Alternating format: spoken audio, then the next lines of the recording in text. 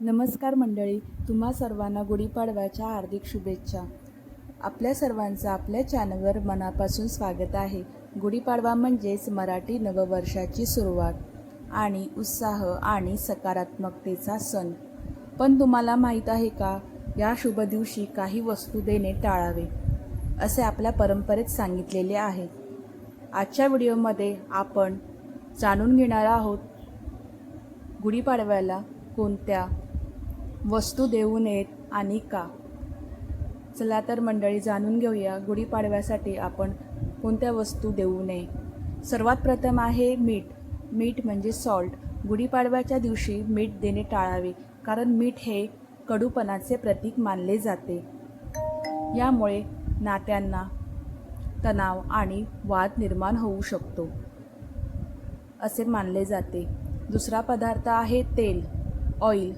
तेल देणे अशुभ मानले जाते.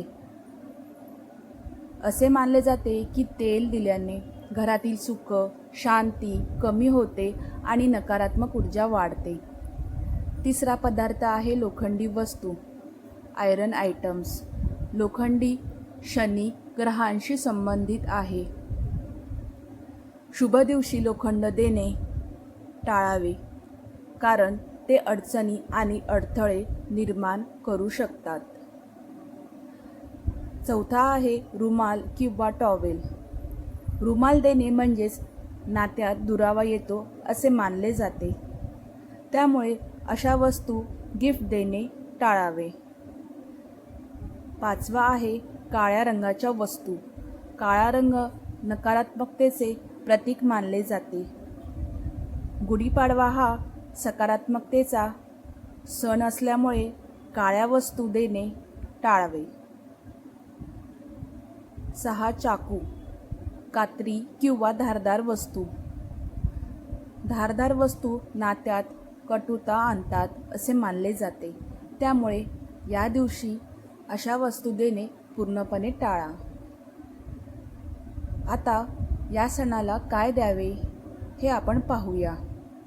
तर मग गुढीपाडव्याला काय द्यावे? गोड पदार्थ जसं की श्रीखंड, लाडू, फळे, नवीन कपडे, पूजेची सामग्री, सोनं किंवा चांदी शक्य असल्यास. या वस्तू सकारात्मकता, समृद्धी आणि आनंद वाढवतात. तर मित्रांनो, गुढीपाडवा हा नवीन सुरुवातीचा आणि आनंदाचा सण आहे.